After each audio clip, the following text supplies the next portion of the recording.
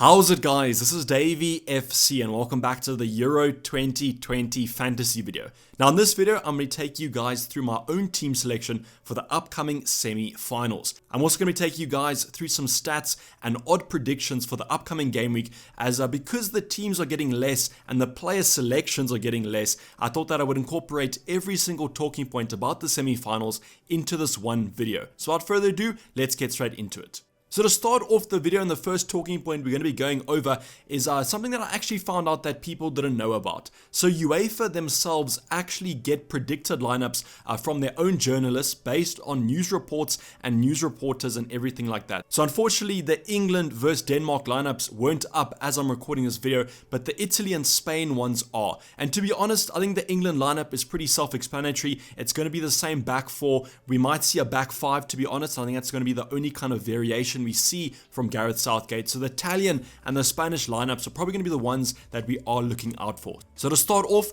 the Italian lineup is seeing the same selection as the quarterfinals, except due to the injuries to Spinazzola, and they're also kind of saying that Di Lorenzo is also going to drop out, and Florenzi and Emerson are going to come in. So I think Florenzi coming in for Di Lorenzo is one of the moves that I don't know about, but I'm pretty sure about the rest of the lineup. So if you are looking for a replacement for Spinazzola, Emerson looks like your man. Then going on to the front line, we yet again see Berardi not starting and Chiesa is chosen instead of him. So if you kind of want to bring in Chiesa, I would also assume that he pretty much is going to start. And then we have a similar selection here of Immobile and Insigne. Going on to the Spanish lineup, they're predicting some mass rotation, not really in the back line except for Pau Torres dropping out for Eric Garcia. And then in the front line, we are going to see Sarabia, who it's come out that he actually was subbed at half time because of an injury, and they're going to kind of have a scan on him and see how it is. But Sarabia drops out, and then they're also saying Ferran Torres will drop out. And then Dani Olmo and then Gerard Moreno will come in instead of them. So maybe if you have those options, maybe consider taking them out. I know for my own team selection, I currently have 3 Spanish options, 4 including the keeper Simon, but 3 up front, and I had Ferran Torres, Morata, and then I also had Sarabia. So now with these free transfers, maybe if you want to take one of those players out, that could be the case. But also remember that we do get the Italian and the Spanish lineups before the deadline. So I just want to give you guys some insight here into some predicted lineups, but we'll be getting those final lineups anyway, so you don't really have to stress about your Italian or your Spanish options. I would just kind of recommend keeping those free transfers for as long as possible before Tuesday night comes around so that you can get that lineup and you can make some informed decisions on your free transfers. So now going on to the talking point, which is going to be the stats portion of the video, and it's going to be usually what we've been doing over these past couple game weeks. It's going to be the qualification odds to basically show us which fixture has the biggest delta between the two opponents and what team we should be focusing on. So firstly, the Italy versus Spain game is predicted to be super close. I think 0.4 might be the closest we've had apart from Germany, England, but there's only 0.4 on the delta there between these two sides. So the predictions are currently that Italy are favored, but Spain are also quite high up there. So this isn't a fixture that I would necessarily target, but because we only have 2 fixtures in the semi-finals, obviously you will still have some Italian or some Spanish players. But my recommendation would be to focus on the second fixture. You can see England, Denmark. England heavy favorites in this one, understandably considering the form they're on, and I also do think on paper they're a better side than Denmark with a 1.9 delta between these two sides. So on those 3 transfers, my recommendation would be get as many English players as you can because they have the highest chance of going through. Now I know this is football, we can't kind of have 100% certainty here, but I do think that England are the favorable team to progress to the final. But I think both fixtures could have goals in them. I actually think the Italy-Spain game will have more goals in it than the England-Denmark one, just because England, I think, have a reputation maybe in these latter stages of the competition, ignoring the 4-0 last night against Ukraine, just because I think Ukraine didn't play the best. But I think a 1-0, 2-0 will probably be fine for England to progress, and I think that's probably the prediction that I would go with. Whereas the Italy-Spain game, I mean, Spain will hold probably a lot of possession, Italy will look to counter-attack, and I mean, if one of the sides score, there could be a ton of goals, and as I say on commentary, maybe the floodgates will be opened. Now moving on to the clean sheet odds, this is basically just going to be to compare the fixtures and see which side has the higher chance of keeping a clean sheet. As I mentioned in the previous videos, I did use the to win and keep a clean sheet, so it's not really the most accurate kind of odds here, but in terms of comparison, it's perfectly adequate. So starting off, England have the best chance of keeping a clean sheet, and that's followed by Italy, Spain, and then Denmark. So I think the English defense is definitely one of those that you guys are going to want to look at, and also because those England defenders have a chance of attacking attacking returns. Just think about Maguire. We saw him this weekend score a goal last night against Ukraine. You got your John Stones, which could also be a threat on set pieces. Then your Luke Shaws, who are producing assists off the bat. And then maybe if Trippier starts, or maybe if Walker starts, it depends if they start a back four, back five. But I think Harry Maguire, John Stones, and then also Luke Shaw are the players that you guys should be targeting from that English defense. With the Spanish and the Italian defense, I would favor the Italian defense. I'm going with the odds here just because they've been quite rock solid at the back. And against Spain, if Spain continue this kind of form of keeping possession and not scoring, Italy could easily keep a clean sheet in this one.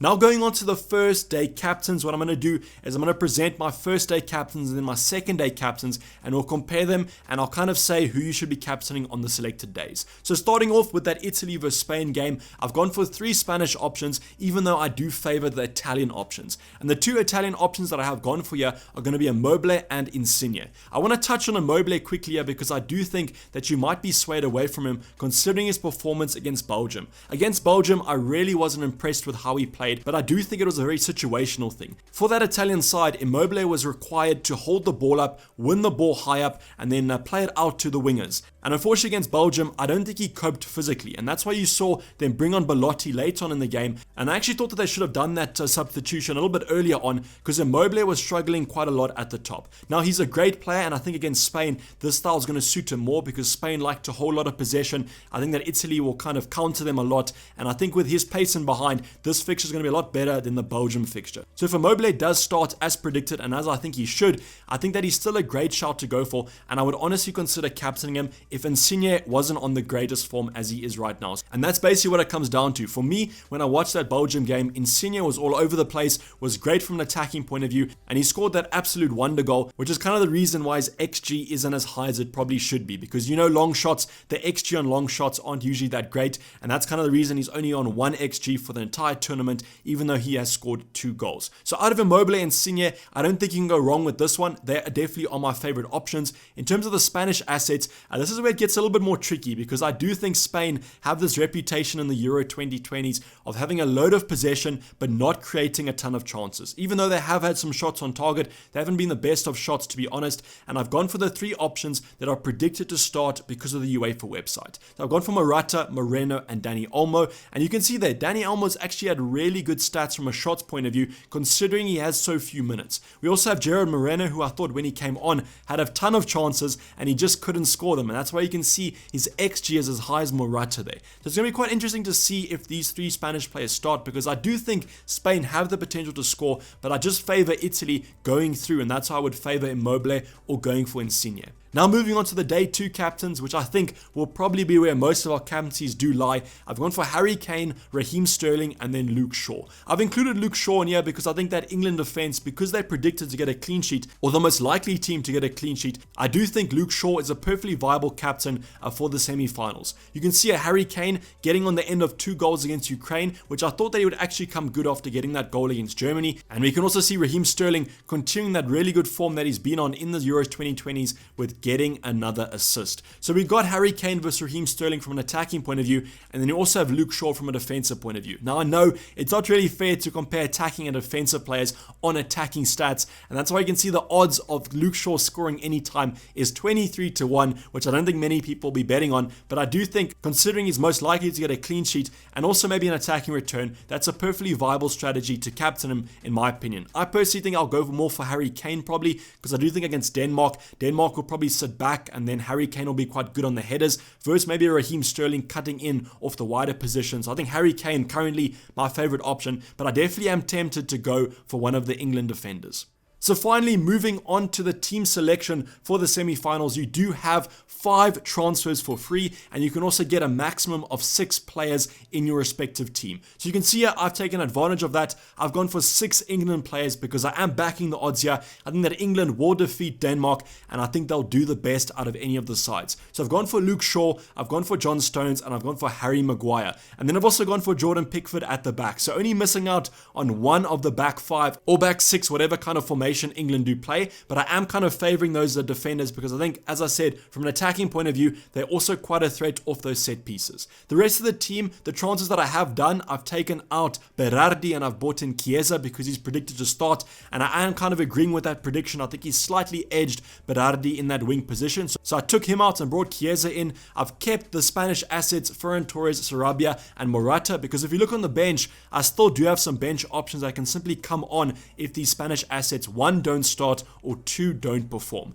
Another player that I had to take out, unfortunately, was Spinazzola, but I just brought in another English defender for him, and I also looked to Poulsen from Denmark in that striker position. So this could easily become Dolberg. Whoever is predicted to start, I'll probably go for that. But what we saw in the quarterfinals is that Dolberg started, but then he was taken off for Poulsen before the 60-minute mark. So I think that's probably going to be what happens. I think that Poulsen was kind of getting some more fitness, and I do think he'll start against England because I think he is the number 1 choice, and he can simply just come on if none of these starting players manage to perform. Unfortunately, I had to go with a Danish striker because there's not many other attackers that I could get. I wanted to get a Mobley, but I simply couldn't afford him. But if you guys can, then I would suggest maybe going with the Mobley for the pre-mentioned points, but I think that the Spanish game will definitely suit him as that striker in behind. In terms of the captaincy, I think that I will go for Insigne, and then I'll shift it to Harry Kane in matchday 2 if Insigne doesn't end up performing. But I think it's going to be quite an interesting game, that one. We're going to kind of have that possession play of Spain versus maybe more of an attacking, counter-attacking side, Italy,